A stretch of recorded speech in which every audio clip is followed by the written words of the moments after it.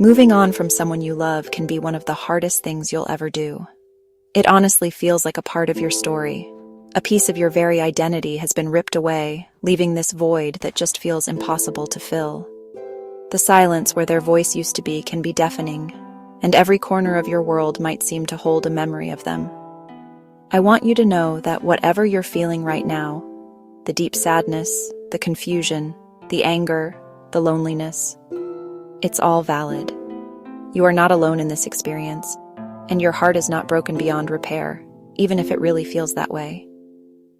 I understand that pain. It's a heavy cloak that can make it difficult to even imagine a future where the sun shines as brightly as it once did. You might find yourself replaying conversations, questioning every decision, and wondering where it all went wrong. This space of uncertainty and grief is a natural, albeit painful, part of the human experience.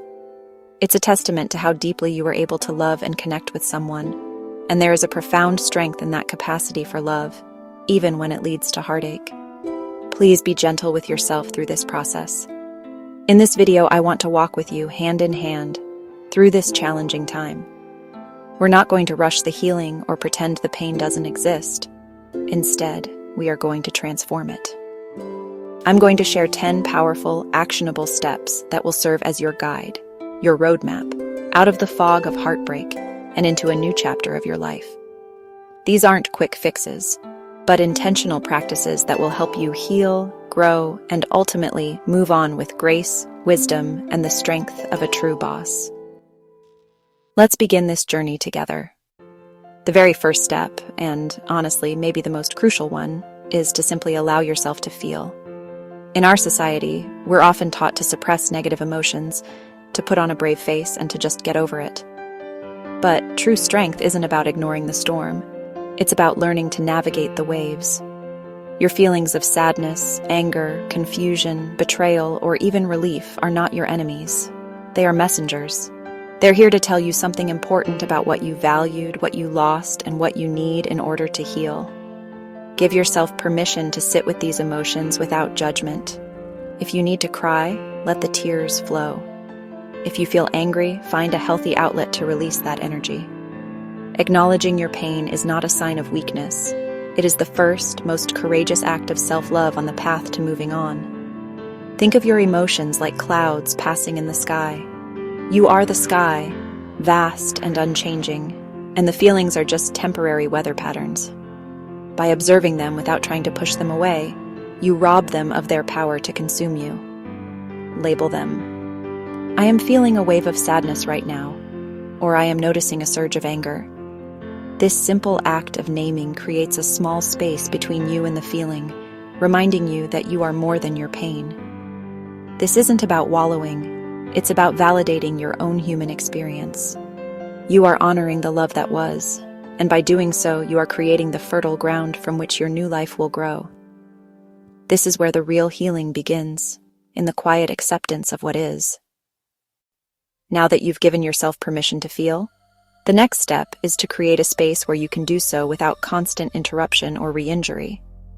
This means limiting, or in many cases, completely cutting off contact with the person you're moving on from, at least for a significant period. I know this can sound harsh, even impossible.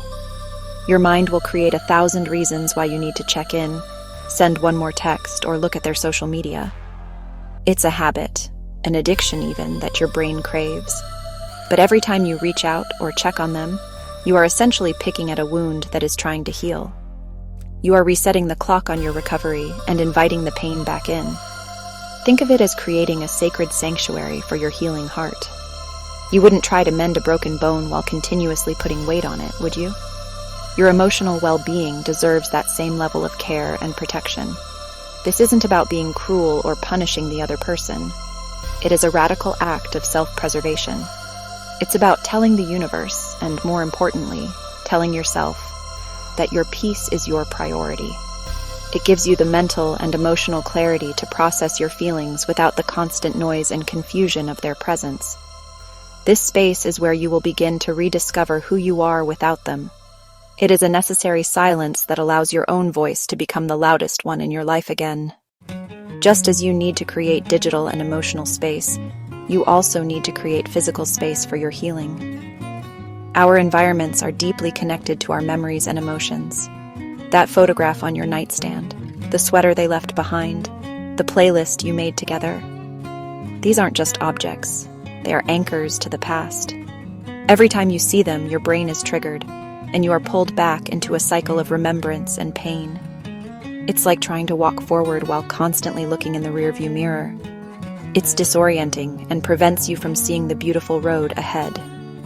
The act of removing these reminders is a powerful symbol of your intention to move forward. This doesn't have to be a dramatic, ceremonial burning of everything they ever gave you, unless that feels right for you. It can be a gentle, deliberate process. Get a box. Go through your space and place inside it the photos, the gifts, the ticket stubs, and any other mementos that bring a pang of sadness rather than a gentle smile. You don't have to throw the box away. You can put it in the attic, in storage, or give it to a friend to hold on to. The goal is to clear your immediate line of sight. You are curating your environment to support your future, not to constantly remind you of a painful past. You are making your home, your sanctuary, a place that reflects the new chapter you are ready to write, free from the ghosts of what was. Heartbreak can be an incredibly isolating experience. It can make you feel like you're adrift on a vast ocean, with no one who truly understands the depth of your pain. The temptation to withdraw, to hide away from the world until you feel better, is strong. But I urge you with all my heart to resist that temptation. This is the time to lean into your support system, not away from it. Your friends, your family, your trusted mentors. These people are your lifelines. They are the lighthouses guiding you back to shore. Reaching out for help is not a burden. It is a beautiful exchange of human connection. Allow the people who love you to love you. Call that friend who always knows how to listen. Have dinner with a family member who makes you feel safe. Sometimes you don't even need advice. You just need a witness to your pain. You need someone to sit with you in the darkness so you know you're not alone in it. Sharing your story, speaking your pain out loud, can lessen its power over you. It takes the swirling chaos in your mind and gives it form, making it feel more manageable. Remember, the people who care about you want to be there for you. Letting them in is a gift to them as much as it is a necessity for you. You were never meant to carry this weight all by yourself. When you're going through intense emotional turmoil, it's often the most basic foundations of your well-being that crumble first. Sleep becomes elusive, your appetite disappears or goes into overdrive, and the energy to move your body feels non-existent. But this is precisely the time when focusing on self-care becomes non-negotiable. Think of your body as the vessel that is carrying you through this storm. If the vessel isn't cared for, it will struggle to stay afloat. Prioritizing your physical health has a direct and profound impact on your emotional resilience. It's not about achieving perfection. It's about providing your body with the fundamental kindness it needs to heal. Start small. Commit to drinking enough water throughout the day. Try to get just 15 minutes of sunlight and fresh air. Move your body in a way that feels good, whether it's a gentle walk, a yoga class, or dancing in your living room. Nourish yourself with at least one healthy meal a day.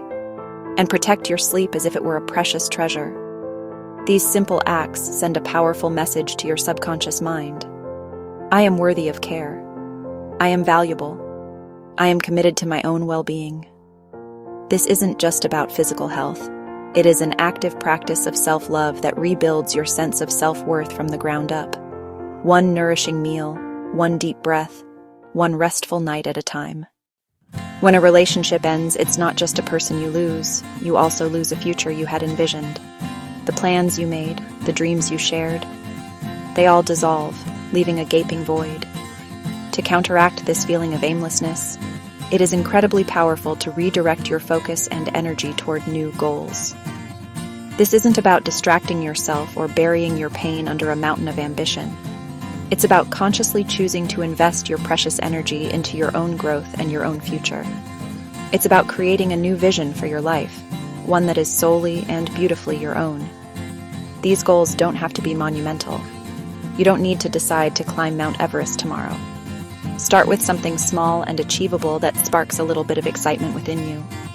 Maybe it's a professional goal, like completing a certification or taking on a new project at work. Perhaps it's a personal goal, like running your first 5K, learning to cook 5 new recipes, or finally starting that journal you've always wanted to keep. The act of setting a goal and then taking small, consistent steps toward it rebuilds your sense of agency and purpose. It reminds you that you are the creator of your life. You are not just a passenger in the story of your heartbreak. You are the author of the next incredible chapter. You know, a relationship can sometimes cause our own individual interests and hobbies to fade into the background. Your identity becomes intertwined with the other person, and honestly, you might forget the things that used to light you up before they came along. Now is the perfect opportunity to rediscover and reconnect with that person, you.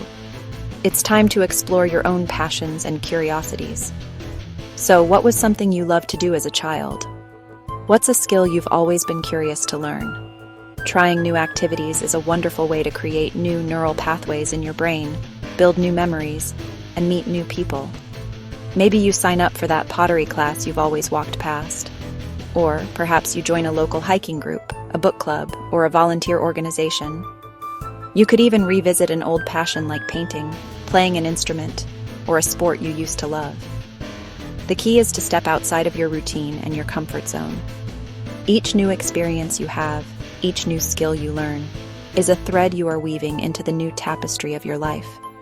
It proves to you, on a very real and tangible level, that your life can be full, vibrant, and joyful on its own. You are not just surviving this breakup. You are actively building a life that is even more interesting and expansive than the one you had before. After you've had some time and space, and your emotions are no longer as raw and overwhelming, it can be incredibly healing to reflect on the relationship. This is not an invitation to obsess, romanticize the past, or assign blame. Instead, it's really an opportunity to approach the experience with curiosity and a desire for growth, kind of like a scientist studying data. So, what did this relationship teach you about yourself? What did you learn about your needs, your boundaries, your communication style, and what you truly want in a partner? Every relationship, no matter how it ends, holds valuable lessons if we are willing to look for them. Grab a journal and ask yourself some gentle, probing questions. What were the moments I felt most alive and appreciated? What were the red flags I might have ignored? In what ways did I grow as a person, and in what ways did I compromise my own values? The purpose here is to extract the wisdom from the wound. By understanding the dynamics of the past relationship without judgment or self-blame, you empower yourself to make different, more aligned choices in the future. You transform the pain from a meaningless suffering into a profound learning experience, one that will serve you for the rest of your life. This is how you ensure that the love you lost was not in vain. Forgiveness is one of the most misunderstood concepts on the healing journey. So many of us think that forgiving someone means condoning their behavior or saying that what happened was okay. But that's not what it's about at all. Forgiveness is not for the other person. It is a gift you give to yourself. Holding on to resentment, anger, and bitterness is like drinking poison and expecting the other person to get sick. It's a heavy anchor that keeps you tethered to the pain of the past, preventing you from sailing into the open waters of your future. Forgiveness is the act of cutting that rope and setting yourself free. This process often involves 2 parts: forgiving them and forgiving yourself. Forgiving them means releasing your energetic attachment to the hurt they caused.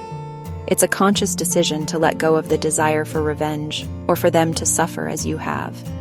It is accepting what happened and choosing peace over pain. And just as importantly, you must practice forgiving yourself. Forgive yourself for any mistakes you feel you made, for ignoring red flags or for not leaving sooner. You did the best you could with the knowledge and awareness you had at the time. True forgiveness is a practice of compassion that dissolves the heavy chains of resentment and allows your heart to finally feel light again. Finally, and this is a truth you must hold close to your heart, you have to give it time. Healing is not a linear process. It's not a race to a finish line. There will be good days when you feel light and hopeful, and there will be bad days when a song or a scent sends you right back into the depths of your sadness. This is normal. This is human. Moving on is a journey with its own rhythm, its own ebbs and flows. Trying to rush it or getting frustrated with yourself for not being over it yet will only add unnecessary suffering to your experience. The most profound act of kindness you can offer yourself right now is patience. Treat each day as its own journey. Celebrate the small victories. The morning you didn't check their social media, the afternoon you laughed with a friend, the night you slept peacefully. And on the days when the pain feels fresh, be gentle. Wrap yourself in comfort, reach out to your support system, and remind yourself that this too shall pass. Healing takes as long as it takes. Your only job is to keep showing up for yourself, to keep implementing these steps, and to trust in the process. Trust that with each passing day, the wound is closing, the scar is forming, and your strength is growing. You are slowly, steadily, and surely making your way back to wholeness. As we come to the end of our time together, I want you to take a deep breath and acknowledge how far you've already come just by watching this, by showing up for yourself today. Remember, moving on is a journey, not a race. There is no timeline you need to follow, no deadline for when your heart should feel whole again. The path of healing is unique to each of us, filled with twists, turns, and unexpected moments of both sorrow and joy. Be patient with the process. On days when it feels like you've taken 2 steps back, remember the 1 step forward you took the day before. Your progress is not erased by moments of weakness. Please be exceptionally kind to yourself. You have experienced a significant loss, and your heart needs time and tenderness to mend. Speak to yourself the way you would speak to a dear friend going through the same thing. Offer yourself compassion, understanding, and endless grace. Celebrate the small wins, forgive the setbacks, and trust in your own incredible resilience. You are so much stronger than you think, and this experience, as painful as it is forging you into an even more compassionate, wise, and powerful version of yourself. You are not broken, you are breaking open into something new. Look forward with hope. The pain you feel today will not last forever. The clouds will part, and the sun will shine on your face again, perhaps even more brightly than before. This ending is not just an ending. It is the fertile ground for a beautiful new beginning, a new chapter waiting to be written by you. Hold on to the belief, even if it's just a tiny flicker right now, that your best days are ahead of you. You will love again, you will laugh again, and you will build a life that is rich with purpose and connection. You will find happiness again.